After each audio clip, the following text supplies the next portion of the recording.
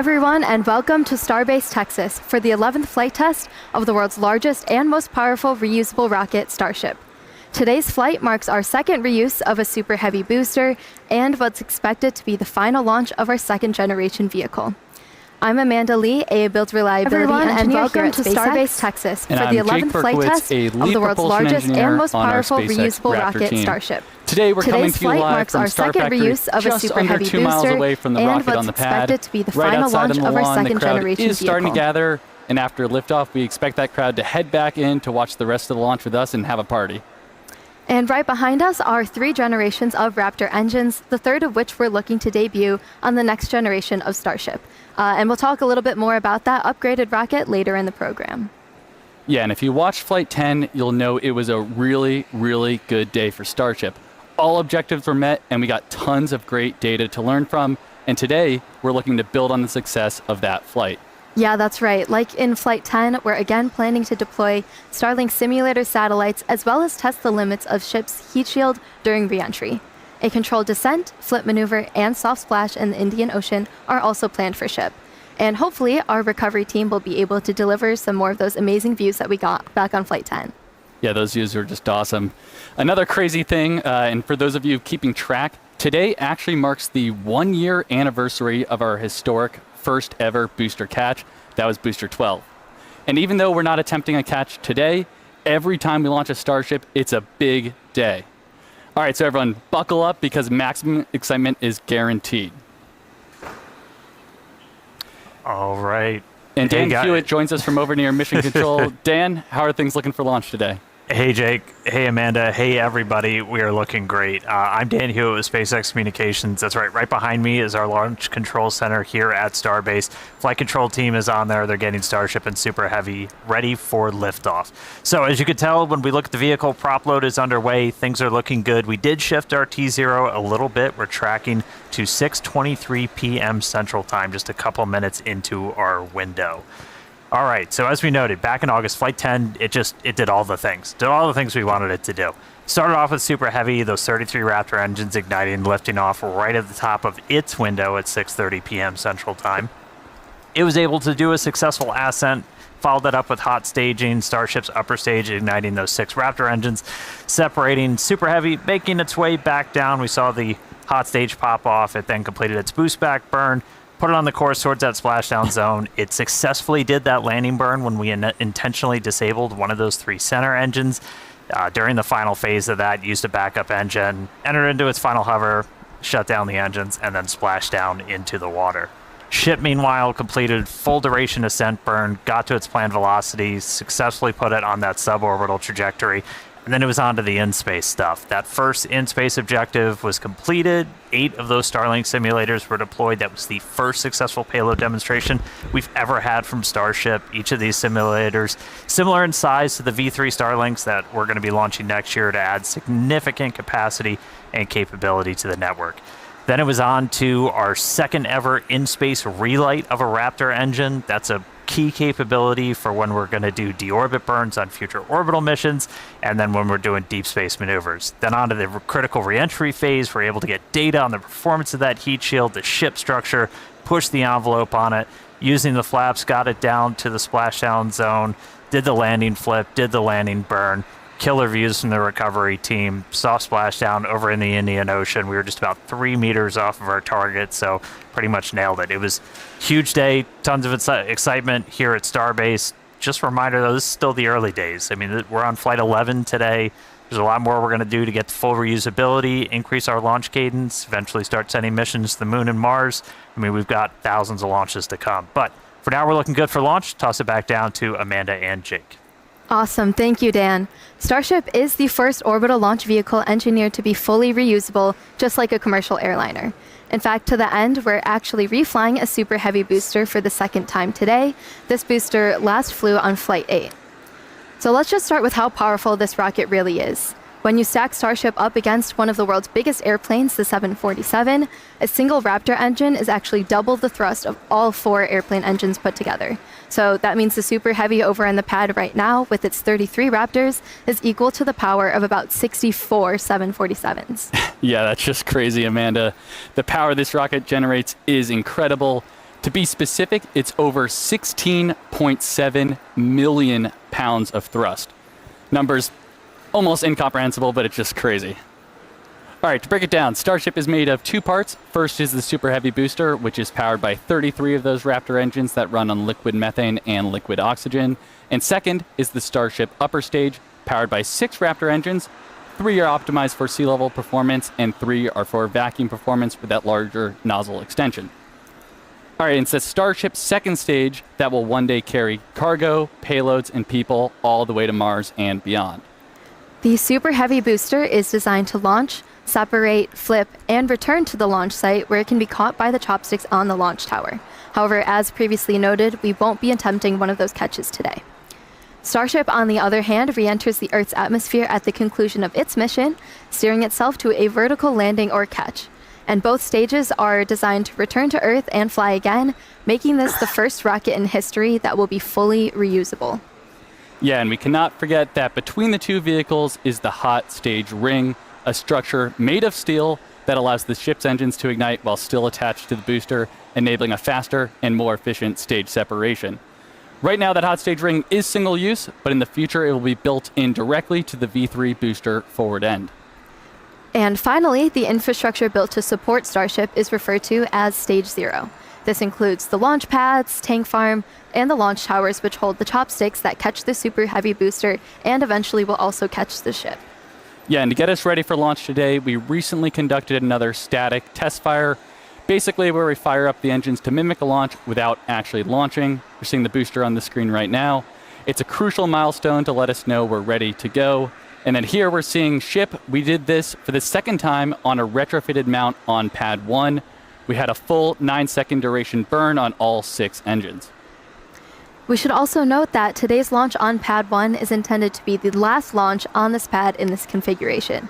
As we head into the next generation Starship Flight test program, we'll be modifying Pad 1 to meet the demands of our future missions. Yeah, and among many other things, we're installing a new orbital launch mount, a new flame trench system, and upgrading the chopsticks for future catches. So until that's complete, we'll be running operations from Pad 2, which will be coming online very soon. All right, let's go over to Hawthorne, where Tyler is ready to talk a little Starlink. Thank you, Jake and Amanda. My name is Tyler Lionquist, and I'm a Starlink business analyst here at SpaceX. Starlink is SpaceX's low Earth orbit, high-speed internet that's bringing connectivity both on Earth and in space. So, Starship is outfitted again today with 4 Starlink terminals, powering those incredible live shots of ship in orbit, through re-entry, and then all the way down to splashdown in the Indian Ocean. Now, we've had a couple of recent milestones that are worth celebrating. Back in September, we launched Starlink for its 300th time. And this summer, we surpassed 7 million active customers with service available across 150 countries and territories. We've come a really long way since turning on service for our first paying customer in rural Idaho 5 years ago, back in October of 2020.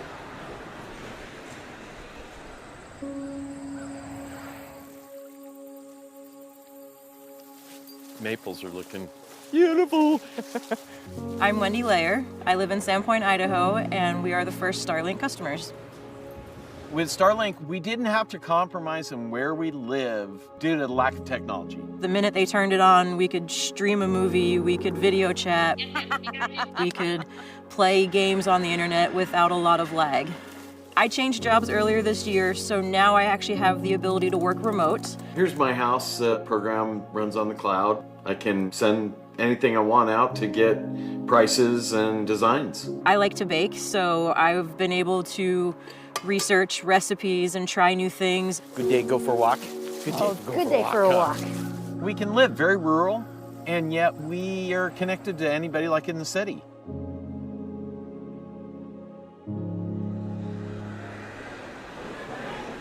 And I'm happy to report that Wendy and Sean are still Starlink customers today. So in just over 5 years, we've added dedicated services for aviation, maritime, RVs, and rail, and have expanded our emergency response capabilities. We've activated high-quality internet for millions of people, including those that live in some of the most remote places on Earth.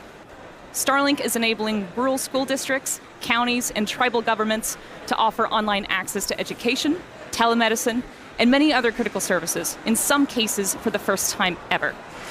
And yet, a third of the planet continues to go without access to reliable high-speed internet, so there's a lot more work for us to do. But Starlink was designed from the very beginning to meet these needs. And as each new version of Starlink comes online, the constellation's capacity and performance increases significantly. The larger V3 satellites that will deploy from Starship will bring gigabit connectivity to users and are designed to add 60 terabits per second of downlink capacity to the Starlink network. That's more than 20 times the capacity added with every V2 mini launch on the Falcon 9. And then on the cellular front, last month, SpaceX announced a deal that provides Starlink with exclusive spectrum for its next generation direct-to-cell satellites, which will be capable of providing broadband service to cell phones globally. Starlink is the largest 4G coverage provider on Earth. Over 7 million people across 5 continents already rely on Starlink to connect their LTE phones to data, voice, video, and messaging, where terrestrial service is unavailable. So we're excited to have the opportunity to help close those coverage gaps and ultimately eliminate mobile dead zones around the world. So yeah, there's a lot happening with Starlink, and there's a lot more to come. So let's head back to Amanda and Jake at Starbase to take us through today's flight profile. Thank you so much, Tyler. So today's float profile, we're looking to get our second re-entry with this iteration of ship. And prior to every launch, we work closely with the FAA and international air traffic organizations to efficiently and safely integrate launch and re-entry operations into the airspace. And we've got a special guest here. Today. What the? We're live. What's up, guys? How's it going? Good to see you, boss. Hi. Hey. How's webcam? Good. We're live right now. What the? Yeah. Getting ready for Flight Come say 11. hi. How are you feeling for it? Good. This is the first time that I'm going to be actually outside standing and watching the rocket. Because normally I'm in mission control and stuff. Okay. Yeah. But now I'll be standing out in the garden there.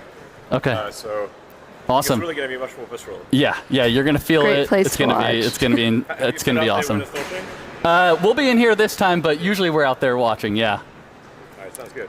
All Good right, luck Later. and have fun. Have fun. All right, so that was an exciting cameo there. But yeah, starting with liftoff, we'll get into the flight profile here. Super Heavy will ignite 33 engines, 24 of which are flight proven today. We'll power through ascent ahead of hot stage separation, where booster will shut down all but 3 engines. Stage 2 lights its Raptor engines while still attached to Super Heavy. That is what we call hot stage separation. We'll see a directional booster flip and engine relight for boost back. And we'll be intentionally headed to a splashdown in the Gulf with a V3 style landing burn demonstration today. Meanwhile, ship will continue with its ascent burn to a suborbital trajectory, where it will attempt to deploy 8 Starlink simulator satellites. And we're also planning to relight a single Raptor engine. Then it's time for a re-entry, where we're once again testing the limits of Starship's heat shield by intentionally removing tiles. The ship will also perform a pretty dynamic banking maneuver that mimics the path of a return to launch site for Ketch that will fly on a future mission. And if all that goes as planned, we'll conclude the test with a landing flip, burn, and soft water splashdown in the Indian Ocean. So definitely another action-packed flight profile, Dan. This is planned to be the final launch of this version of Starship, version number 2. Right now, we're actively building multiple next-generation V3 Starship and Super Heavy vehicles in the factory, kind of right behind us, so let's take a minute and nerd out a little bit. All right. Those are going to be launching from Pad 2, which is nearing completion down here at Starbase. Both the pad and the vehicles are going to roll in really significant changes. This is building on everything we've learned from all of these flight tests to make a vehicle that we're looking to mass produce. Starting with the Starship upper stage, which is going to look pretty similar on the outside, but it's getting pretty much a complete overhaul under the hood. We're getting major design changes to its propulsion system that's going to accommodate that new version of Raptor, which puts out higher thrust. We're also getting energy storage upgrades, tons of avionics changes, a lot of things that will enable longer duration missions. One notable thing you'll start seeing on the outside are these new docking adapters, which we'll use when we bring 2 Starships together for propellant transfer. That's a core capability of Starship that we're going to demonstrate next year. Bottom line, though, this is the Starship we're planning to use for all of our next major milestones: orbital missions, return to launch site and catch, reuse, propellant transfer, and then making our way to the moon and Mars. Now, Super Heavy, we've shown some of this off, some of this hardware already coming out of the factory. It has upgrades like this, a redesigned fuel transfer tube. That thing's roughly the same size as the first stage of a Falcon 9 rocket. That channels all that cryogenic fuel down to Super Heavy's 33 engines. We made it bigger. It's basically a rocket inside of our rocket that gives us a faster, more reliable flip and simultaneous engine startup. New booster also going to have an integrated hot stage, a lot more vent area, and it's designed to be fully reusable. Pressure from those engine plumes gets vented out, mostly offset just by the pressure in the fuel tank. That is the top of the fuel tank. And then we add a non-structural layer of steel on the top that helps take all the heating. It's mapped to where all the high heating goes. Grid fins also getting a big change, going from 4 down to 3. They're 50% larger, though, much higher strength. They're also going to get used for vehicle lift and catch. That's all made possible. There's a new catch point addition on those grid fins. We've also kind of reclocked their position on the booster. That aligns them with the catch arms. Yeah, we got it right in the middle there. All right, and then powering it all, Raptor 3. Looks radically different, just straight up radical. Tons of major changes. It's coming in higher thrust, dramatic reduction in parts, tons of control mechanisms moved inside. Our McGregor teams built some additional stands like this one, which essentially is the bottom of a super heavy booster, lets us do gimbal or steering tests. So that's been really exciting to see. We've also been getting vacuum versions of Raptor 3 into test. The first flight engines are already in production and are about to start acceptance testing for Flight 12. So a lot of exciting changes coming, and we're getting ready to mass produce everything, including one of the really key contributors to that rapid reusability, the heat shield tiles. Let's jump over to Tyler real quick in Hawthorne, who's got a really cool look at what's happening with tiles in Florida. Thank you, Dan. Indeed, Starship's heat shield is the linchpin to full and rapid reusability.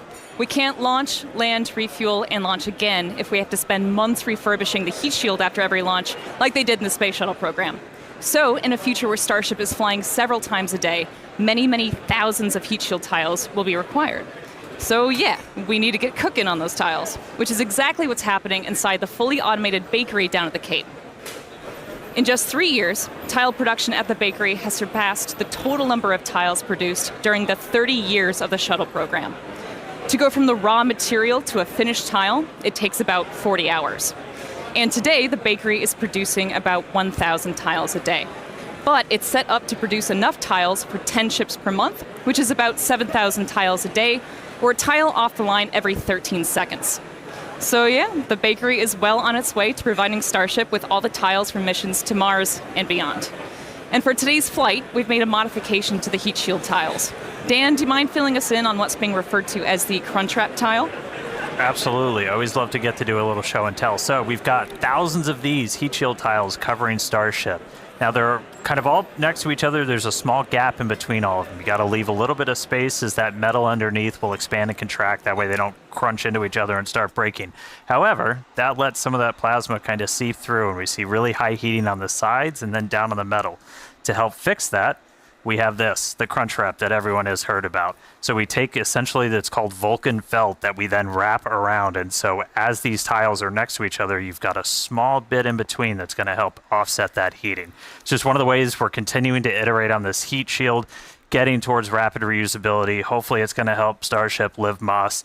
You know, everything is just going to get us to that end state of a fully and rapidly reusable vehicle. So pretty much the entire vehicle has those on it today. We've done this on multiple Starships previously, but this time pretty much the whole vehicle has it. So that was special for today. All right, enough heat shield tiles. Let's go quick check-in on the pad. So if you did notice, we did shift our T0 just a little bit. We're now counting down to 6:23 and 41 seconds Central Time. We shifted a little bit as we were working to finish clearing the range. We are monitoring sea and airspace, both here over the Gulf and in our splashdown location over on the Indian Ocean. We were working with the FAA, a lot of other international agencies to coordinate all of this.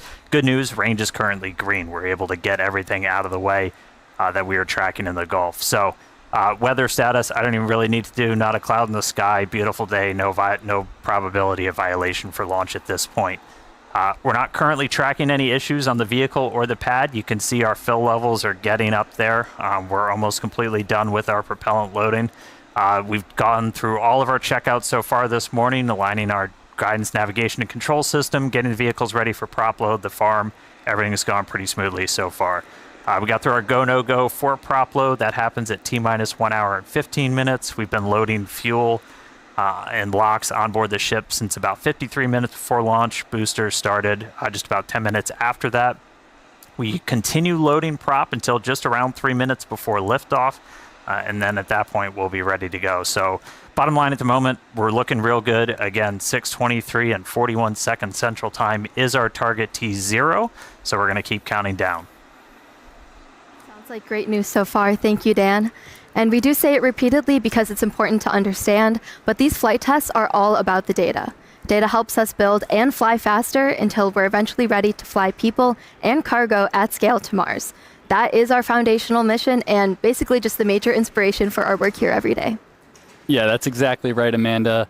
And our first missions to the Red Planet are just down the road, and we recently shared some exciting news. Starship cargo flights to the Martian surface for research, development, and exploratory missions begin in 2030, and we already have our first customer. Yeah, exactly. Starship is open for business, and one of the first payloads will be provided by the Italian Space Agency. They recently signed a first-of-its-kind agreement to carry Italian experiments on the initial Starship missions that deliver customer payloads to Mars.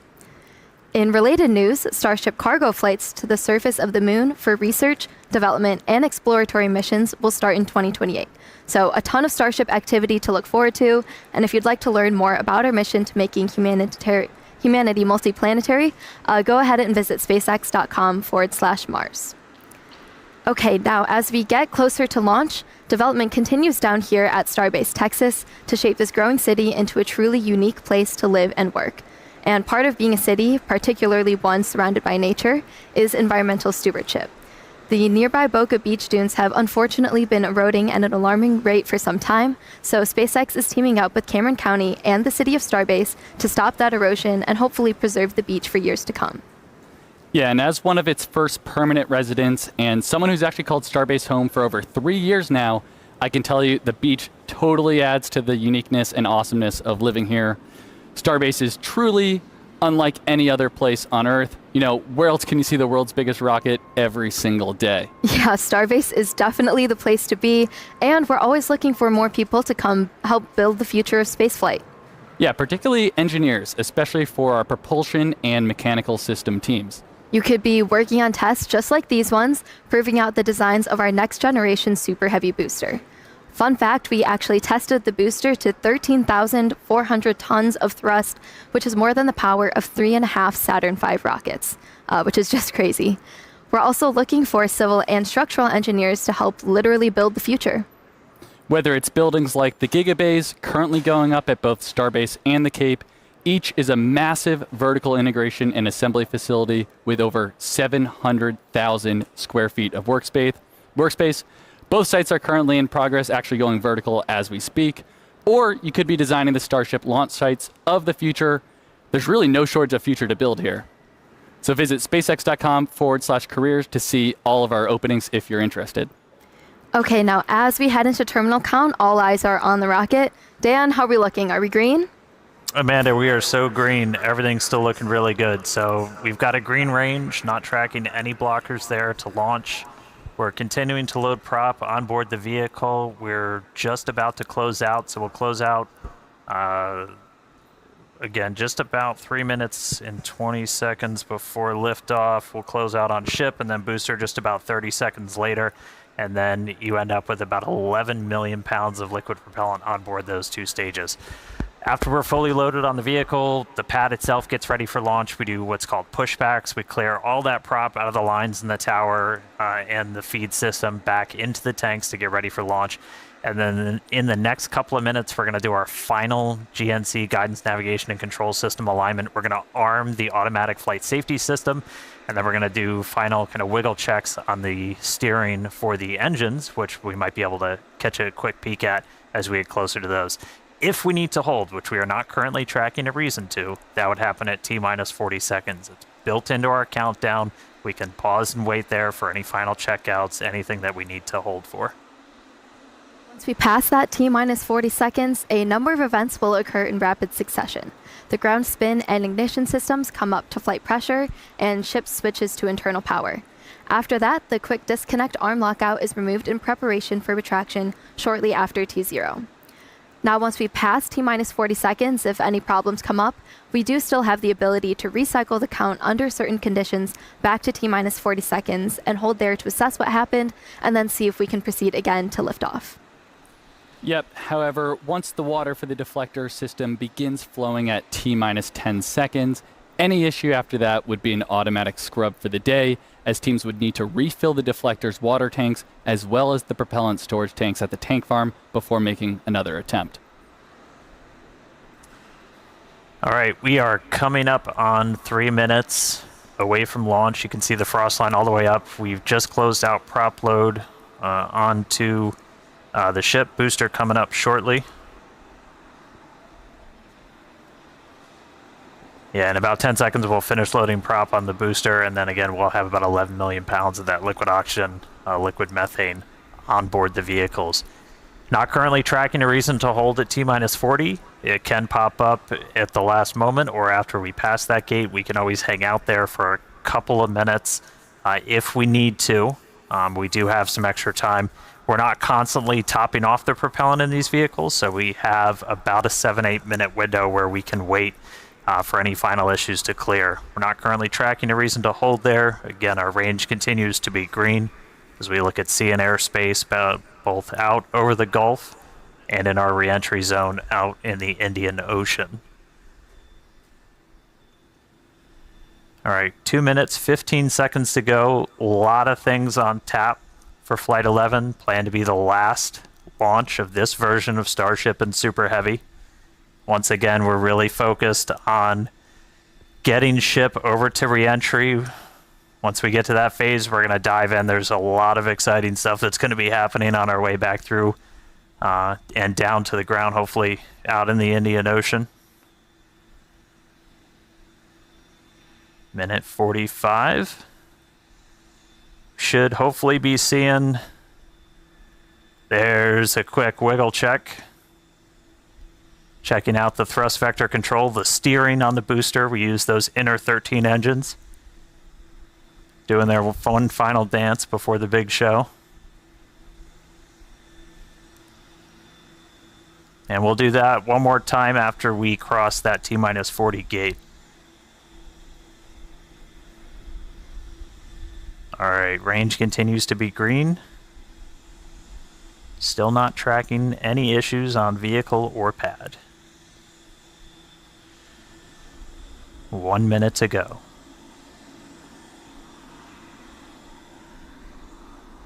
As a reminder, we can hold at T-minus 40. We're not planning to.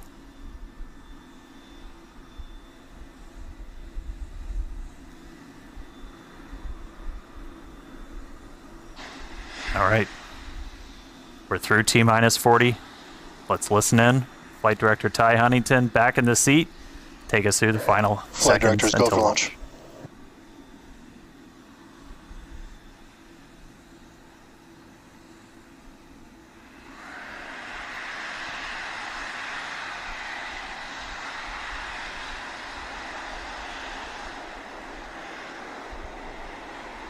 T-minus 10, 9, 8, 7, 6, 5, 4, 3, 2, 1.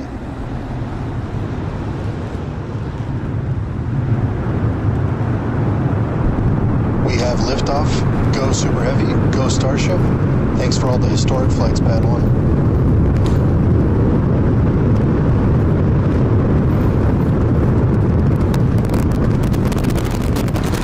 Eagles pitching downrange.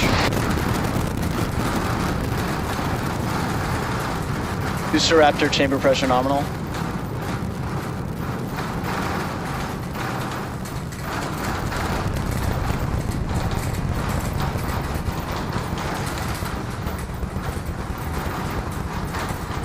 Booster and ship nominal power and telemetry. All right, we are about 45 seconds into flight. We're still getting the rattle here at Star Factory. We are seeing 33 out of 33 Raptor engines lit on Super Heavy as it arcs across the Gulf. Coming up next on Max Q.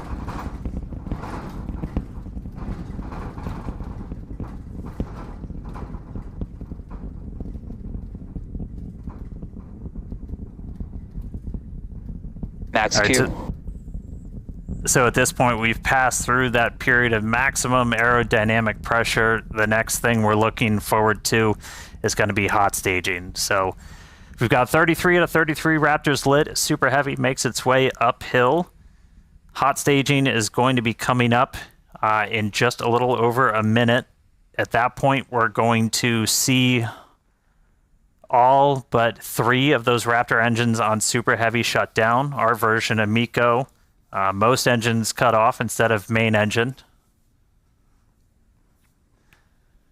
And then after that, we're going to release the clamps that are currently holding Starship to that hot stage adapter. It's then going to ignite its 6 Raptor engines to push it away from Super Heavy and then start making its flight uphill.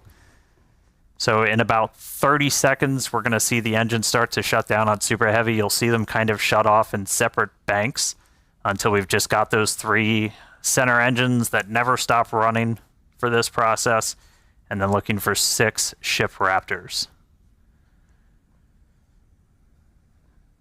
All right. MECO coming up in about 10 seconds.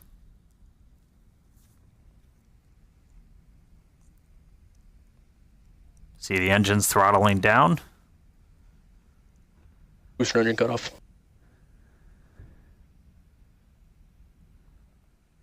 Ship ignition.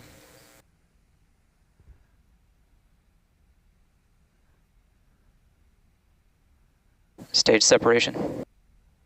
Boost back burn startup.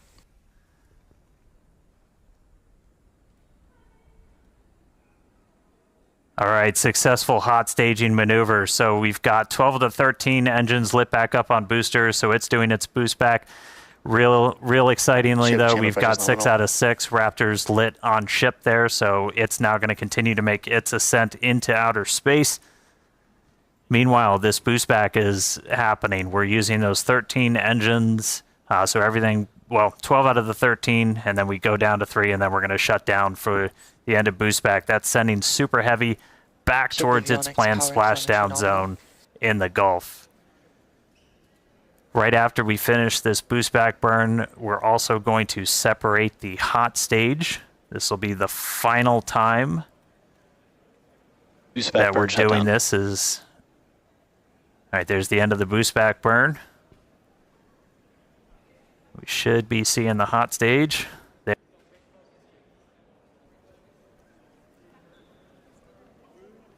So the hot stage separates. It's going to make its way down, also splash down in the Gulf. In the meantime, though, these 6 ship Raptors are going to continue firing for about 5 more minutes. Next up for the booster, though, is going to be its landing burn. There's a cool tracking shot. We dump some of the prop out on our way back in. All right, so for booster, this is one of the main things we're trying to get is going to be this landing burn. Oh, that's so you can see the hot stage kind of making its way towards the left side. So that's the bottom of the booster. It's about to pass right in front of where you can see some of that prop dump happening. They look like they're close together, but there's a good amount of distance between them, and the hot stage will go down and splash down in the Gulf while the booster comes back for its landing burn.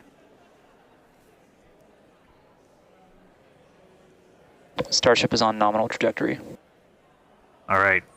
Looking good on our trajectory, looking good on everything. Jake and Amanda, you guys with me down there? Yeah, definitely. The crowd is gathering over here in the office. You can definitely feel the energy in here. Great to see that booster is making its way down to the splashdown zone in the Gulf. Yeah, the shaking down here was absolutely nuts. The windows are still there, still intact. So that was pretty awesome. But yeah, booster's coming down. We're at about 30 kilometers. All right, yeah, and as we approach that landing, just like tower catches, we will be doing a 13-engine landing burn to slow down. This time it will be in a V3 configuration. And as we're starting to get into the denser part of the atmosphere, the booster is using 4 hypersonic grid fins to guide itself through atmospheric entry towards its landing site. And we're just about 20 seconds away from landing burn start, where we'll first ignite the center 13 engines, then bring that down to 5 to slow down the booster for landing. And finally, that will come down to 3, and we'll cut all of them off while we're still about 200 meters in the air. So booster is going to see a bit of a harder thing. Booster landing burn startup.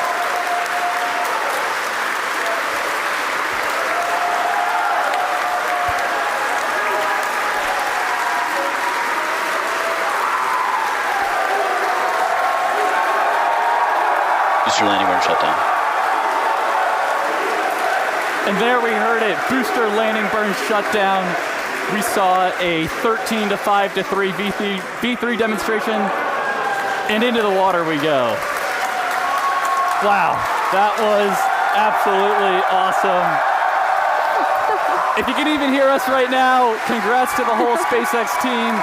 So far, so good for today. That was incredible. All right, great stuff, guys.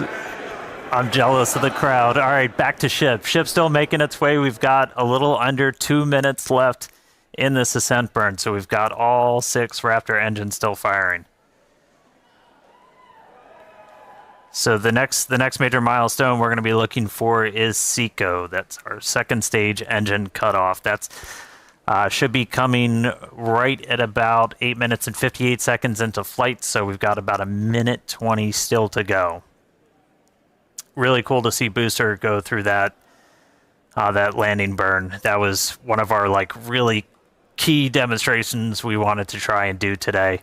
That's mimicking what we're going to be hopefully doing. Oh, we just got our sonic boom, it sounds like, from the booster coming back. All right, less than a minute to go. So we are going to see the 3 RVACs, the vacuum optimized engines, shut down first, and then we'll shut down those 3 center engines. So we should be a little under a minute until SECO. Just a reminder, this is putting us into a suborbital trajectory, so we're intentionally just going slow enough that we're not going to achieve full orbit. This puts us on a course where those engines shut off, and no matter what, we're coming back. Starship is in terminal guidance.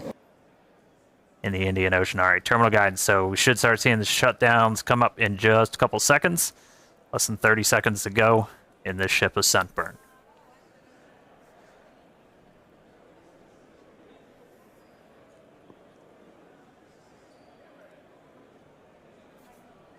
All right, RVACs have shut off. 3 more to go.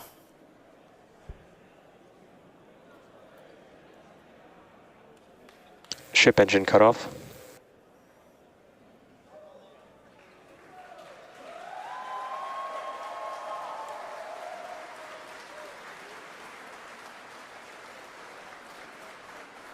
All right, all ship Raptors have shut down. Nominal orbit insertion. You just heard nominal orbital insertion, so we are on the path that we wanted to be. So we've got a ship back in space, a whole lot planned for it, lots more still to come. Great seeing Super Heavy make its way to the water, but I'm excited to see what ship can do in space. How's everybody doing down there?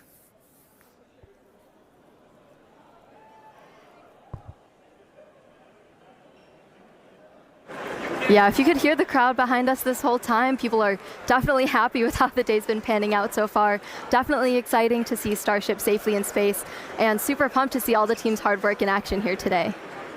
Yeah, and we guaranteed it at the start of the show, but it has been an awesome day so far. It's crazy. All this has happened in just 10 minutes. All the objectives were met on the booster, including that V3 style landing burn. So now all eyes are on the ship as we get ready for our in-space objectives. But we've got a few minutes until that next milestone, so sit tight, enjoy the views, enjoy the space jams. We'll be back at T plus 16 minutes for payload deploy.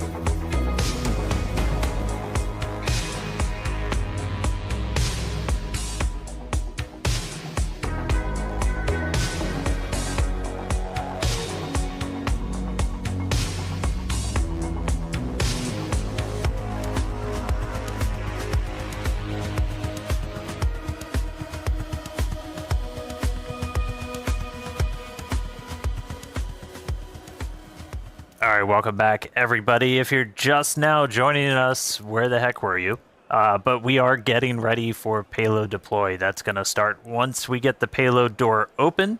That should be happening, or at least starting, within the next minute or so. It's been a really cool flight so far.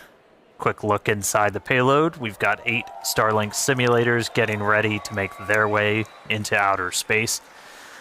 But great flight so far. Booster able to make it all the way to its splashdown and landing burn experiment, so that was really exciting to see. We got ship on orbit, nominal orbital insertion, so right on the money with its trajectory.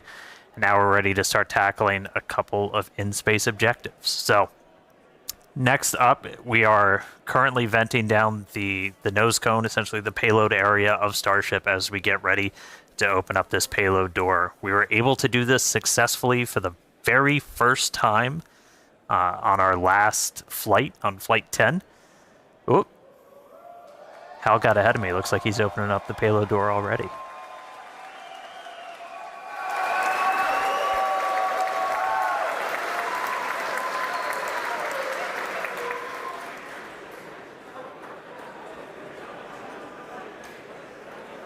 All right, looks like we got the door open.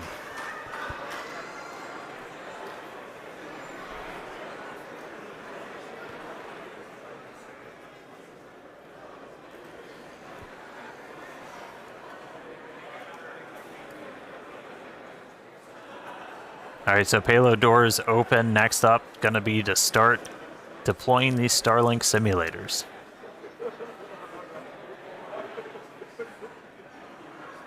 They are roughly the same size as the V3 Starlink satellites that Starship's going to be carrying. That's going to add some pretty crazy capacity. We'll run through the numbers in a little bit. We were able to do this for the very first time ever on our last flight, and so this will be another test. We made a couple of tweaks to the rails for deploying this based off of what we saw last time, but excited to see these get out the door. Our next iteration of Starship's also going to have kind of a more powerful PEZ. It's going to deploy these at a little bit faster speed, but looking to see our next demonstration of this hopefully in the next couple of seconds. We should start seeing them move out the door.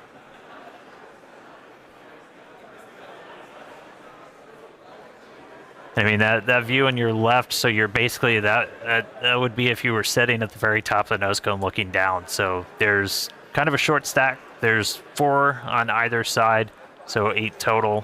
When we start flying Starlinks, for their actual deploy missions, we're going to be carrying stacks of about 60. So much larger stack once we start flying these operationally, but still doing a little bit of a short just for this payload deployed today.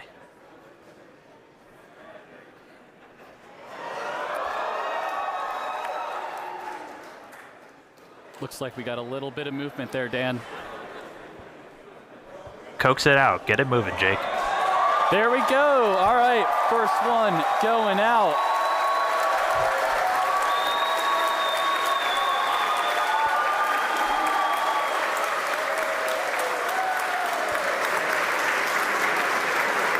All right, first one's deployed.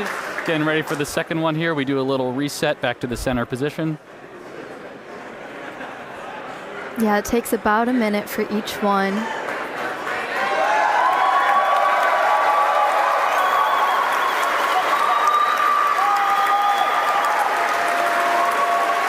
Looks real smooth too. They made a couple of tweaks to those rails. If you watched the last ones, it had a couple of bumps on the way out, but moving out super clean this time.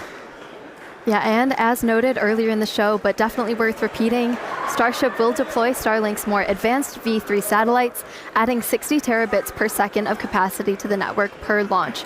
So that's 20 times more than each Falcon 9 launch does today. Just incredible.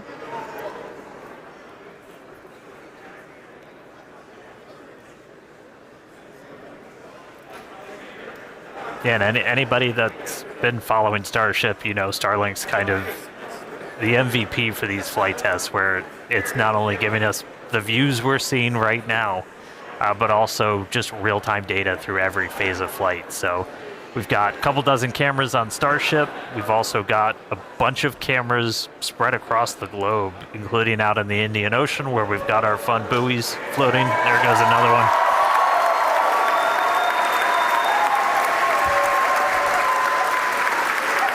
And I mean, we're using Starlink to bring all of this together. It's our drone shots you see here from our great team down here at Starbase, all connected. So Starlink not only giving us cool views off the planet, but also on the planet, help bring everybody along for all these Starship flights.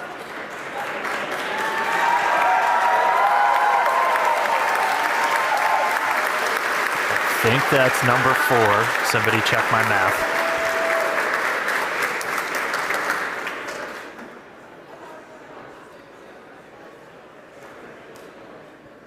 Yeah, we've got 4 Starlink terminals on the outside of Starship. He uses that to talk to the constellation, and through that we actually get about 120 megabits of bandwidth for our downlink. That's our real-time HD video, all of our telemetry, so it's not just kind of giving us these cool views inside, but it's giving all that engineering data in real time, including re-entry when normally a plasma layer builds up and blocks you out.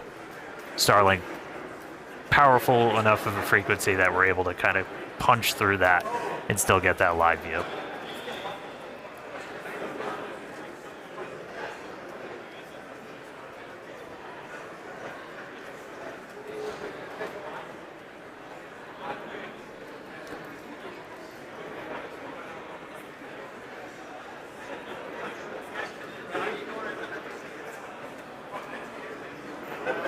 All right, next one out the door.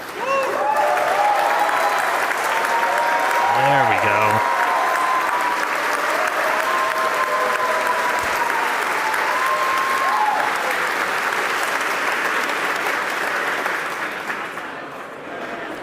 All right, yeah, Starlink is the world's largest satellite constellation operating in low Earth orbit to deliver high-speed, low-latency broadband internet.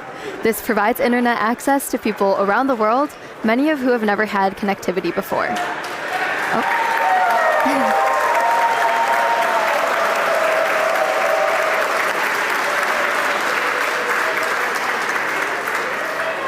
Right. Today, Starlink serves more than 150 countries, territories, and other markets with over 7 million active customers and counting. To meet the global growing demand for high-speed internet, SpaceX expanded its factory over in Bastrop, Texas, which is just outside of Austin, and also introduced Starlink Mini, as well as an upgraded version of the Starlink Standard Kit. Yeah, and one thing to note about the satellite deploy is that they will be following the same suborbital trajectory of the ship. So these dummy sats will not be going in orbit. We do expect them to burn up on re-entry.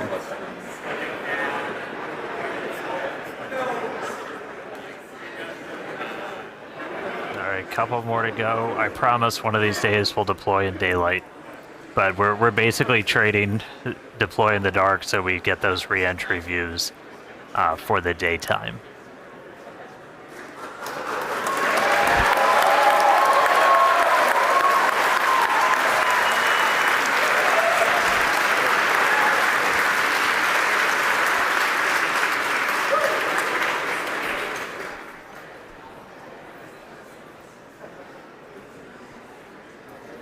All right, I think we got one more to go.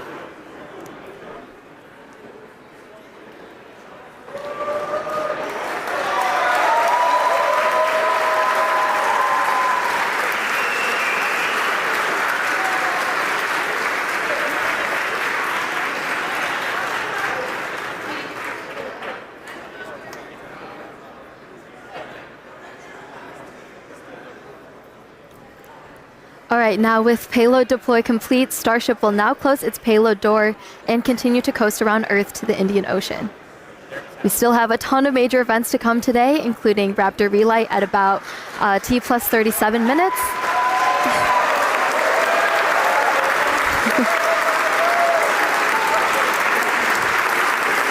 That will be followed by atmospheric reentry and splashdown. So with that, we're going to go on another quick coast. Yeah, if you can hear us.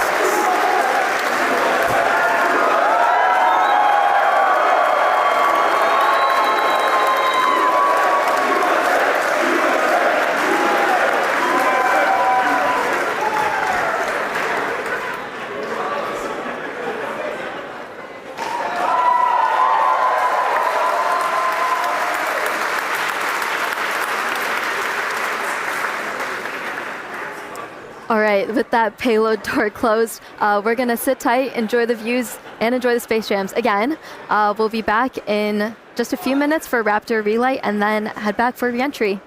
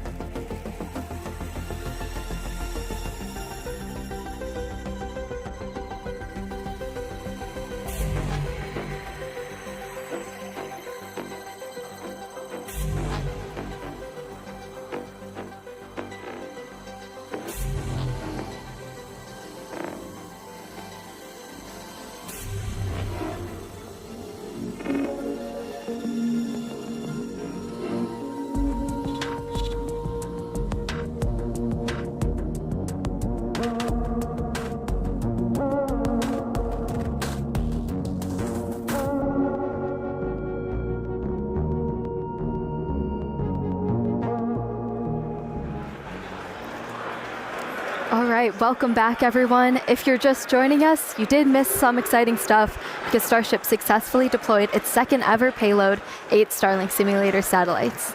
And now we're expecting the relight of a single sea-level Raptor engine in space coming up here just after T plus 37 minutes. So about a minute left to go. Yep, just a little while. I think we're tracking to 37 in around 49 seconds or so. So we should be just about a minute and a half where, again, as Amanda just said, we're going to relight one of those center engines. This will be the third time that we've tried this. We did it successfully back on Flight 10, and then we did it for the very first time back on Flight 6. This is not a deorbit burn. This is demonstrating essentially all of the systems you would need to do a deorbit burn. So that's obviously your Raptor engine, and then also your header tanks, your smaller tanks in the nose cone, where we have liquid oxygen, liquid methane in a smaller, more easily pressurized container, which we can use for on-orbit burns. And we're also going to tap into those when we do our landing burn. So this will be a critical capability. Once we go to full orbital missions, you'll have to do a deorbit burn to break out of orbit, send it back down to Earth. But in this instance, we're already on our way back down towards Earth. So this is just going to demonstrate the capability of turning one of these engines on. We should be coming up in just about 20 seconds or so, looking for one of those Raptor engines to turn back on. They've been off since we completed that successful ascent burn almost 30 minutes ago. Here we go. Oh, Raptor ignition. And shutdown. All right, there was that Raptor relight. Looks like engine 3, full duration. As Dan mentioned, that's a third attempt, and we just did it 3 times in a row. So congrats to the team, the ship team, Raptor team. And then there we heard nominal second orbital insertion. All right, so congrats everyone on the milestone. That was awesome to see. We're 3 for 3. We're going to take another break, and we'll be back for re-entry at about T plus 45 minutes. We'll see you soon.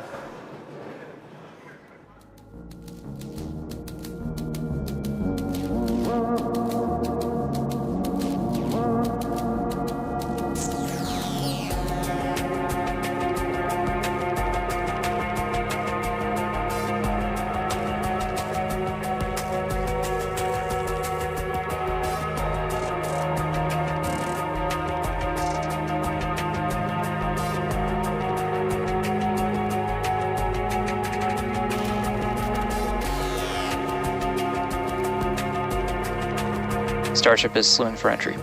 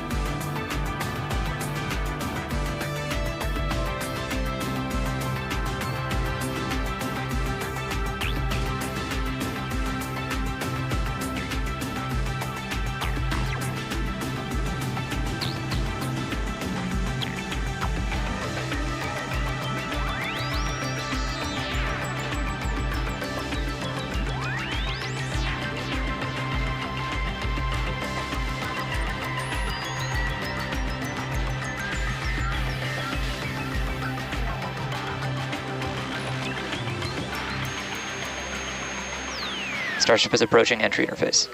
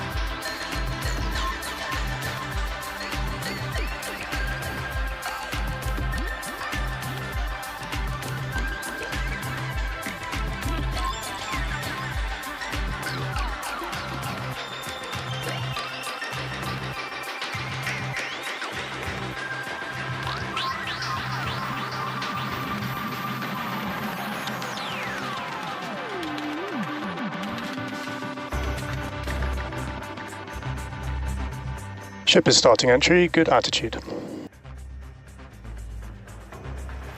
All right, welcome back, everyone. The ship is currently re-entering Earth's atmosphere. As a reminder, we don't plan to recover the spacecraft today, but rapid and reliable reusability is the ultimate goal. Yeah, the light show has already begun. You can see plasma starting to build on the windward side of the rocket there. And, re-entry is a critical phase of flight, and we need information on how the ship systems perform. Re-entry is also extremely demanding portion of flight because we need the ship to scrub off all of the energy we used to launch the rocket. So remember the 33 engines plus the 6 engines on ship that we used to get up into space, we now are using aerobraking essentially to scrub off all that energy. And of course, Starlink is a big part of this, giving us the views we have right now, and also letting us gather as much data as possible, which again is really the main reason why we do these flights. And the view we have right now is actually a really good example. As we mentioned at the beginning of the broadcast, we have some tiles on the leeward side of the flaps here, and we have some different mechanisms, some stud out, basically to see if these tiles will hang on. And we can see already here, it looks like we kept most of them, but I think I see a couple there that are no longer there. So the thermal team is definitely going to be digging into that and taking that data to help us iterate on V3.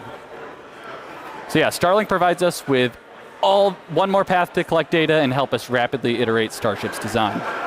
And if the ship does manage to make it all the way to re-entry, we'll collect valuable data on the spacecraft flying through the Earth's atmosphere at hypersonic speeds, or more than 5 times the speed of sound. Re-entry is typically a portion of flight where we don't have communications with spacecraft because it's re-entering at or around orbital velocity, which is roughly 8 kilometers per second or 5 miles per second. At those insanely high speeds, the spacecraft moving through the atmosphere creates a plasma field around the vehicle. Yeah, and that blanket of plasma distorts communication frequencies, so it's not uncommon to experience brief blackouts in communication. All right, so big picture here, Starship is designed to land on Mars where there are no runways or other humans to help out. So that means we need to do a propulsive landing instead of a more traditional means like parachutes, which is what our Dragon spacecraft uses, or a runway like the Space Shuttle. Propulsive landing enables more rapid reusability. Now, as the ship makes its way back to Earth, we should start hearing some callouts. When we hear entry max heating and entry max Q, that means the ship has made it through the maximum heating and aerodynamic loads it will experience as it returns. So if it makes it through all of those, that's a pretty good sign that we're doing well. Yeah, and we heard flaps have control of the vehicle now. Okay, there's a great shot there. You're starting to see the plasma build up.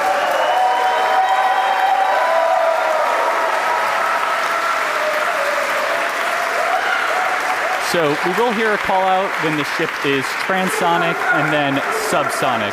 Transonic refers to the period of flight where the velocities of airflows surrounding and flowing past the vehicle are concurrently below, at, and above the speed of sound, somewhere in the range of Mach 0.8 to 1.2. All right, a lot of numbers coming up here, but for reference, commercial jets have a range of cruising speeds, but most fly around Mach 0.74 to Mach 0.85, which is 480 to 575 miles per hour, or 770 to 930 kilometers per hour.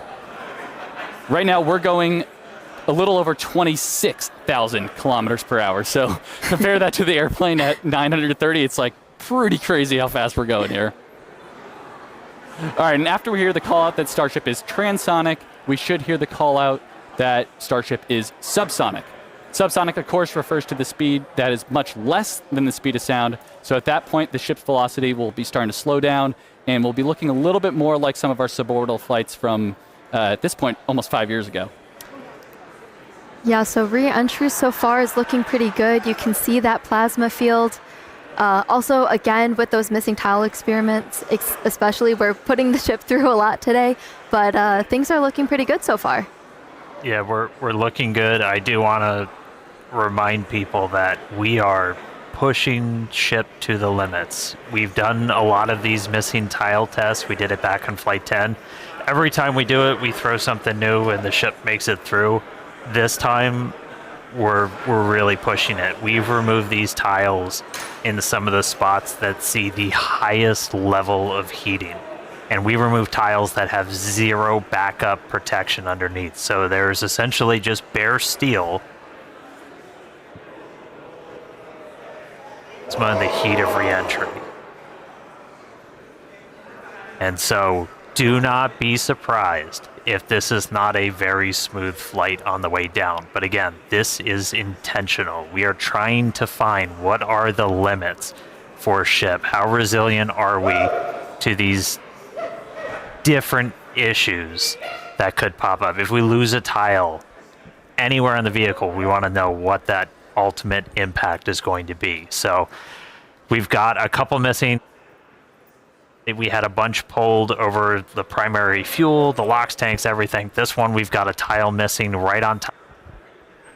So that's going to see some of the highest temperatures during this re-entry, and there's just bare steel right underneath it. So we're going to see if Starship's robust enough to pull through that. Also have some tiles missing around the aft flaps, specifically on the leading edge. So again, we're getting a really good look right at the leading edge. That's getting really intense heating. So again, gonna see if it can make it through. See if all the flaps hold on, see if Starship holds together. But definitely could be a bumpy ride, but this is why we're flying. This is why we're flying in this part of the world. This is why we're putting Starship through these flight tests to really understand what its limits are. So we can then move on to the next thing, which is going to be bringing ships back to the launch site for a catch. But for now, still on this suborbital, the light show continuing. Keep following in. I think we got about 15 minutes until splashdown. Yeah, Dan, it looks, you can see our speed our speed indicator in the bottom left there. It looks like we're starting to scrub off velocity a little bit quicker. Ship is entering the peak heating phase of flight.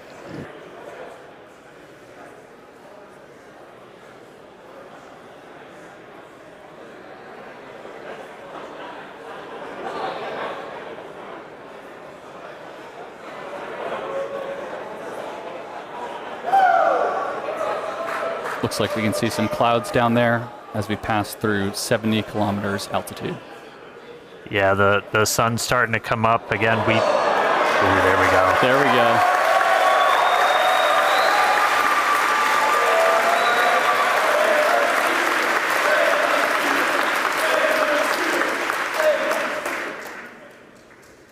Skirt is intact so far this time. If you watched Flight 10, you saw we entered with a little bit missing.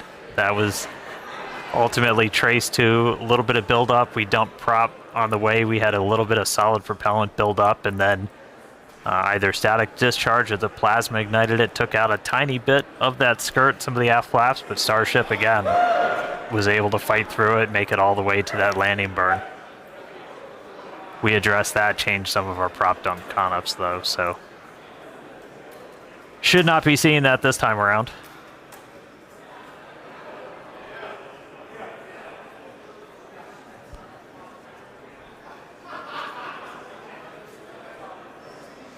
And as a reminder, in addition to these missing tile tests, we're doing kind of a unique flight on the way in. It's going to do what we call a banking maneuver. So while we're still going supersonic and even hypersonic, we're doing kind of a banking turn.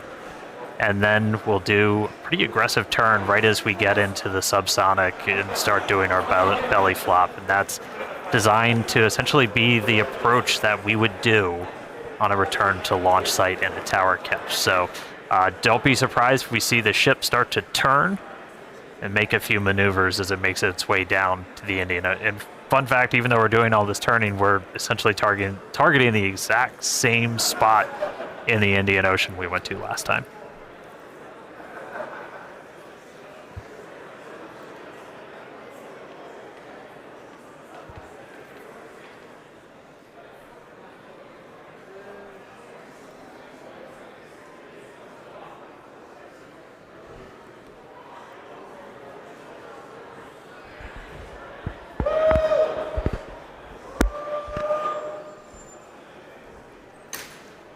All right, just about 12 minutes to go.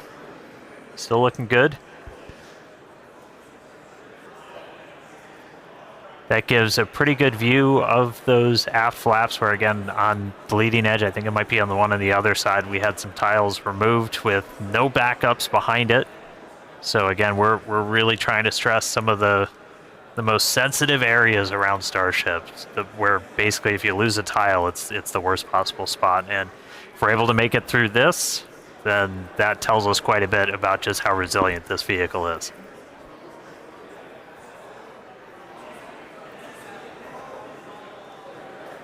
Yeah, and that shot we just had earlier was looking at what we call the business end of Starship with all the Raptor engines. And those are the engines that we're going to be expecting to light for that flip and landing burn, hopefully in about 10 minutes once we get through reentry. Yeah, there we go.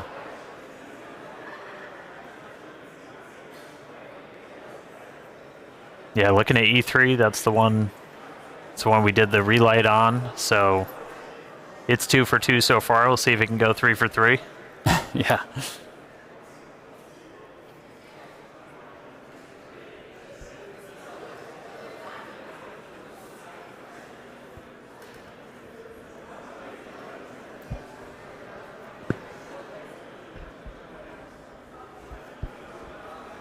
All right, we can see that speed just continue to bleed off under 20,000 kilometers an hour.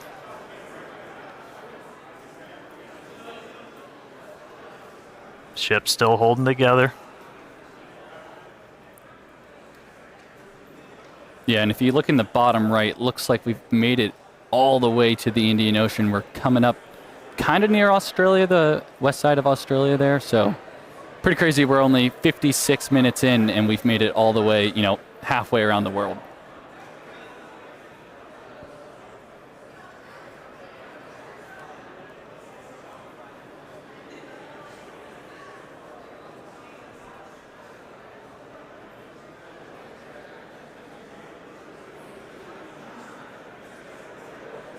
It's actually a good demonstration of a future capability we hope to have on Starship, where we will do point-to-point transport on Earth. So essentially travel anywhere in the world in about an hour or so, which is going to be pretty crazy. Imagine going from New York to Sydney in 1 hour instead of the 20 hours it takes currently.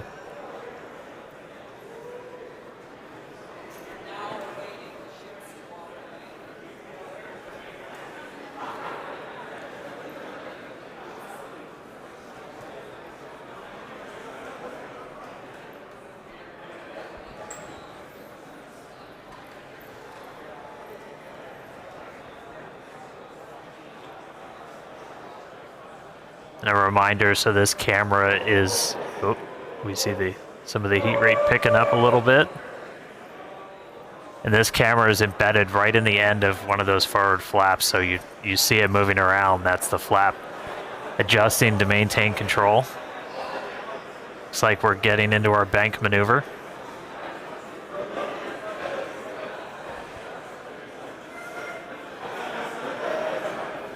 Now power sliding through the atmosphere. External temperatures are coming down.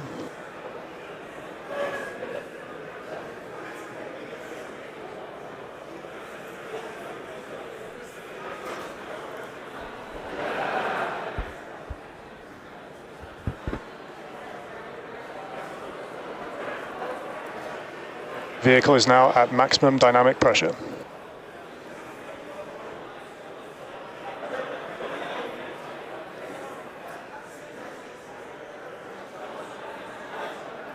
All right, that was basically our reverse max Q, so most aerodynamic stress that it's going to see during re-entry, we just passed through it, so we're past that, we're past peak heating. Ship's still holding together.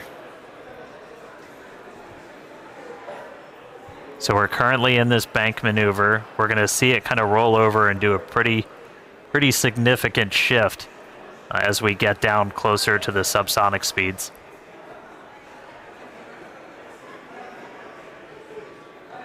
Yeah, and that bank maneuver that Dan's mentioning is all in part of us to learn about the guidance, navigation, and control for return to launch site missions. So in the near future, we're hoping to return the ship back to the same pad we just took off on 59 minutes ago, and we've got to do some of these pretty dynamic bankings to make that trajectory work out.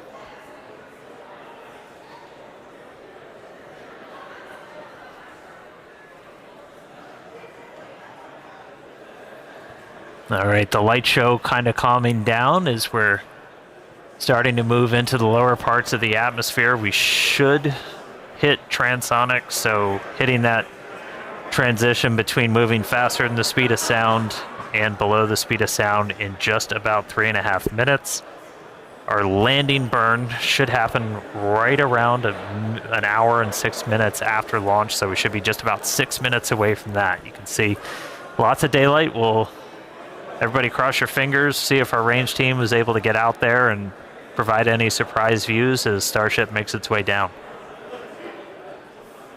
Oh, it's like they heard me.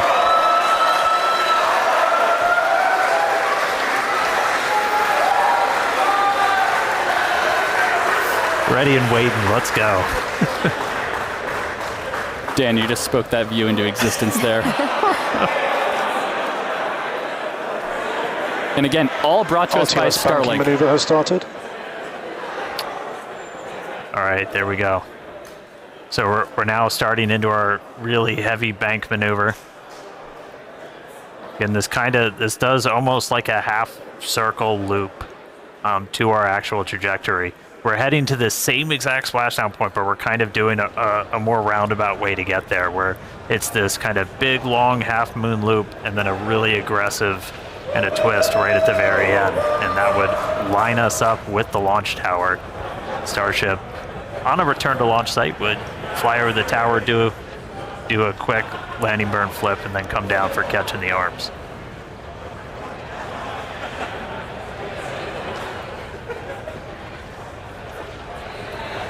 How about that S38 decal there, staying strong on that view we just had? Good to see the numbers back on. Yeah. All right, should be hitting transonic in about 2.5 minutes. Landing flip coming up in about 4. Pretty clouds there in the Indian Ocean today. Again, yeah, we changed our launch times. We launch in the evening now, so we get these daytime views down in the Indian Ocean. One of the things we're really looking for, the reason we have the drone, other than, yeah, that looks really cool, is we're able to kind of see the ship. We can only see so much from these cameras. You can't see like the vast majority of the heat shield. So we throw these buoys out there. We've got there's... You spoke it again, Dan. There it is. They're playing with me in the control room. All right. But we have these buoys out there. We have these drones that we're trying to see externally how the heat shield held up. Everybody saw from Flight 10, it had a little bit of a paint job, a little bit of a reddish hue. That was from those metallic tiles that we had tested. Kind of oxidizing really rapidly in that plasma and then spreading those little oxide particles all over the heat shield. No metal tiles on this flight, so not expecting to see that. Dynamic pressure is coming down.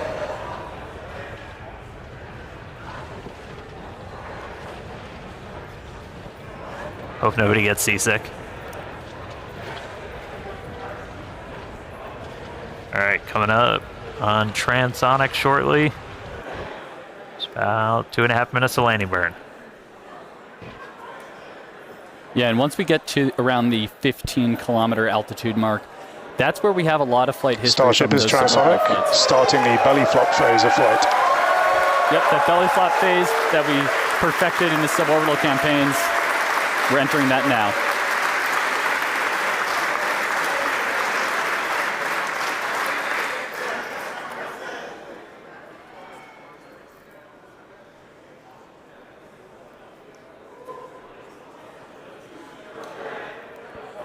Right, sorry to get those Raptors ready. Should be 2 minutes away from landing burn. Again, we're going to do a flip. After we ignite those engines, we'll go from 3 down to 2 for the final phase of the landing burn and look for another soft splashdown, hopefully by our buoy and drone, which are hanging out, ready and waiting for a ship.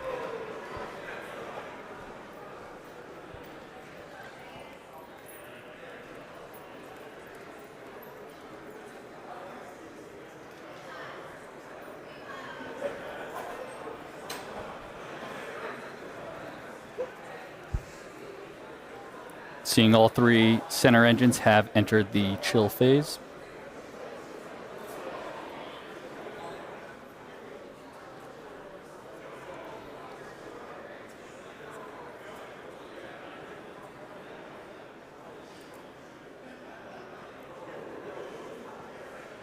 All right, less than a minute to go. The ship is making its turn for final approach. And here's this kind of aggressive final turn that would essentially position it so it's right behind the launch and catch tower.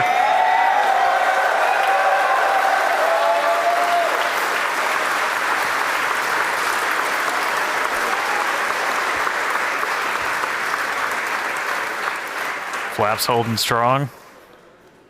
Landing burn in just under 20 seconds.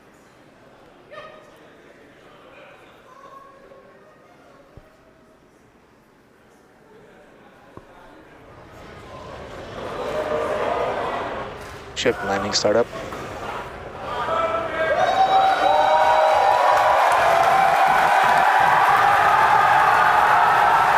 There's our landing burn.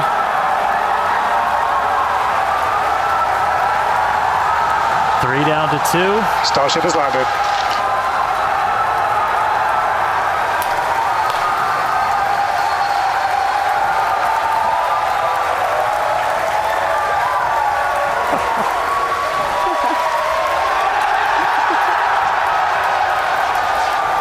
As we said, we're not planning on recovering the ship today. Hey, welcome back to Earth, Starship. We are down in the Indian Ocean. Let him hear at Starbase. What a day. What a flight.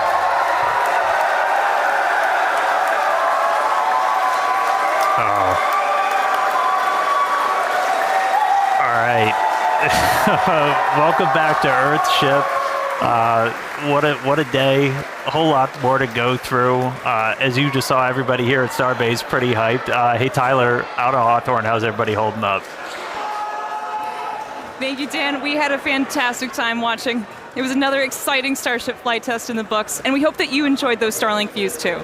So congratulations to the team at Starbase and everyone here and around the company. So many employees contribute to the Starship program as we continue to iterate and make progress towards a multi-planetary future. So that wraps it up for us here in Hawthorne. Thank you for tuning in, and back to you guys. Yeah, what an incredible launch today. We had successful liftoff. Booster completed its objective, successfully splashed down over in the Gulf. Obviously, we saw another amazing Starlink deploy as well from ship. Yeah, we made it through that re-entry, testing all the different experience. We had missing tiles, gave us quite the light show. We had that Raptor relight, 3 for 3. That was ahead of re-entry, of course. And then that awesome splashdown that we just saw, including that dynamic banking maneuver to simulate RTLS when we returned to the launch site. So yeah, we promised maximum excitement, and Starship delivered. Definitely. Congrats to all our teammates at SpaceX and to everyone who's supporting the Starship program. And thank you to all our future customers for your support. We'd also like to thank the fine people of Cameron County, including the residents of its newest city, Starbase, as well as the Coast Guard, the Federal Aviation Administration, the Government of Mexico, and the Australian Space Agency. Yeah, be sure to follow SpaceX on X for updates and about more of the exciting views we didn't get to feature on today's broadcast. And if you're interested in more launch coverage just like this, head over to spacex.com/launches for the most up-to-date information. All right, I will take us out. Hey, congrats, Jake and Amanda. You guys did amazing. Great job. All right, today we launched the world's biggest rocket, knocked out all of our objectives. Shout outs to every single person who made this look easy. Thank you to everybody tuning in. We're going to see you back here for the very first flight of our next generation Starship. So we'll see you then. Good night.